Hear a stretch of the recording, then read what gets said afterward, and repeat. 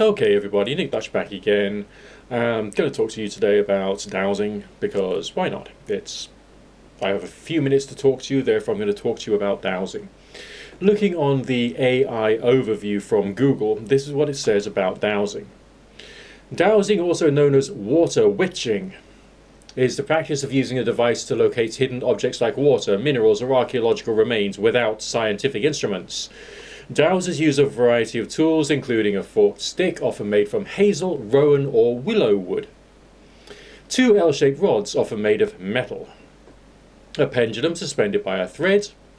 And also other things it mentions is keys, wire coat hangers, pliers, wire ends, boxes, or electrical instruments.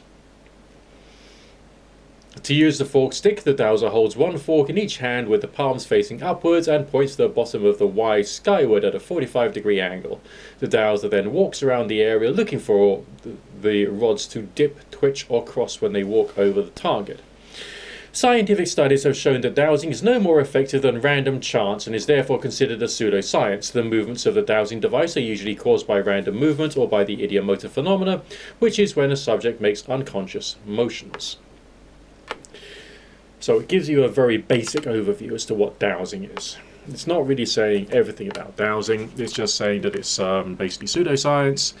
But let's think about that phrase for a minute. Pseudoscience means, fake science. It means that the science about it is wrong, or indeed that the method itself is not actually a very scientific method. This would, of course, be incorrect, wouldn't it? If what we're talking about when we're talking about any variety of divination, any variety of practical magic or operations of shifting energy and all that kind of stuff, it's to do with perception, intention, and attention. Those are the three things which really, really matter. So, and of course, as Dean Radin said, human skill is variable. So a person who is already, got the awareness in place and has managed to get to the right states of mind and has learned how to build a relationship with whatever dowsing tool they've got, if they're using tools, would make the occasional mistake here and there because human skill is variable. So therefore, no, you can't expect the same kind of reliability that you would for the Time Team geophys equipment. Of course not. It's a different type of thing. It works with the human mind. Dowsing itself is used in a wide variety of different ways. Yes, there is the aspect of it which is about finding things, and that's, one would assume, more to do with how an individual trains their energy fields and what particular things they do in order to make them better at having sensitivity to these things, as well as utilizing the ideomotor effect through self-training and building up the the neuroplasticity and neurogenesis specific to that task, so that the pendulum, when it's hung, will end up moving in particular ways in order to signify something that you will have programmed into the pendulum as a result of you practicing with it, or its relationship with you, or something along those lines.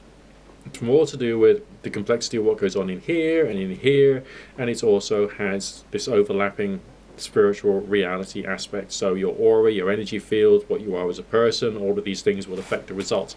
So no, an average person cannot just pick up a pendulum or a pair of dowsing rods and then just suddenly find something.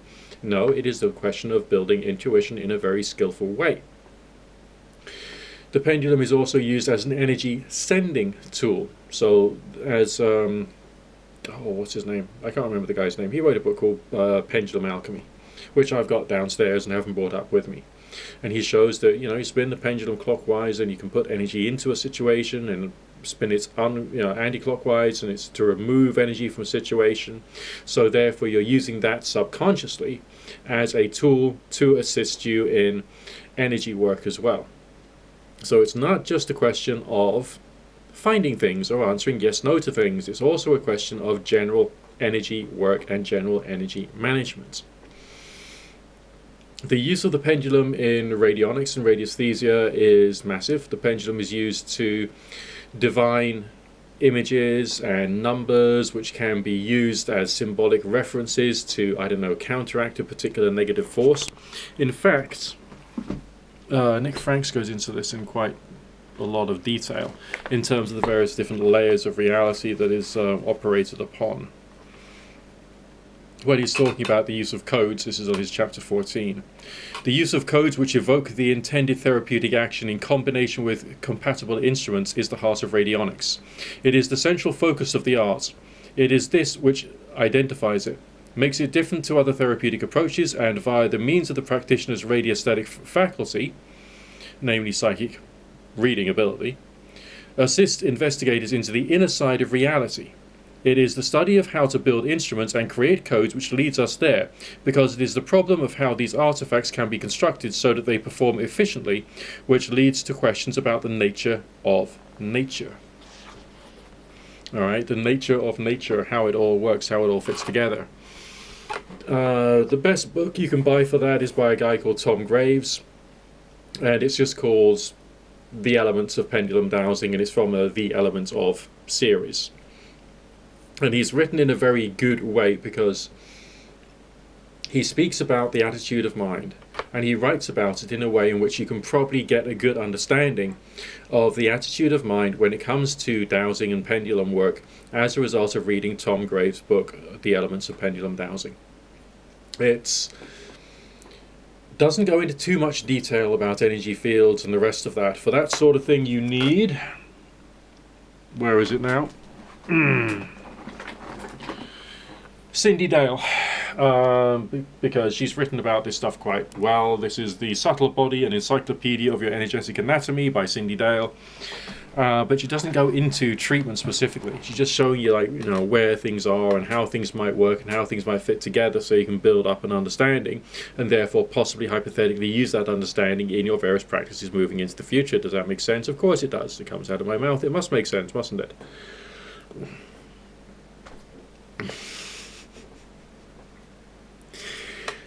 But my point is that I don't understand dowsing as being a load of rubbish. And I actually had an experience when I was very sensitive at the time, and I bought an Egyptian style pendulum with various different, like, rings around it, you know, and a round bit at the top and pointy bits. And you know, it's supposed to be the shape which has meaning.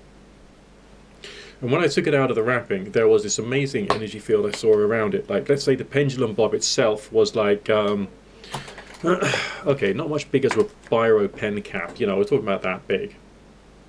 But when I saw the energy field around it, it expanded to about nearly a foot around the whole thing. This, like, you know, high frequency, high energies shimmer, which I also felt. So that leads me to think that maybe there is some energetic truth to the myth that the shape of the pendulum itself and the material it's made from could possibly contribute to the properties of the pendulum itself. This might not necessarily be the case. I don't know. It's just me just like throwing something out there as a hypothetical. There is nothing hard and fast known from our point of view at our level, because none of us have spent 7 years studying radionics. Do you understand? You know, 7 years full-time study in the Radionic Association. I mean, that's going to be arduous. All right? But dowsing is definitely a thing. It definitely adds to your understanding. It definitely adds to extra ways in which you can do skills. And it's just another way of thinking things through. But the best way of looking at it is through the idiomotor effect. Because that means there's an idea which affects your muscles, your motor bits, and then, hey presto, your hand moves, and then all of a sudden the pendulum does something which you can possibly interpret. Okay? There are plenty of pendulum charts out there, very useful for focusing the mind, for the whole work of intention and attention. And you'll find it fun to play with. At the standard and level of anyone watching this video, you know, you're not going to fathom the mysteries of the universe with a pendulum or a Ouija board. You're not going to do it. But you are going to have some interesting experiences on the way. And those experiences will help you to establish for yourself what is the nature of nature.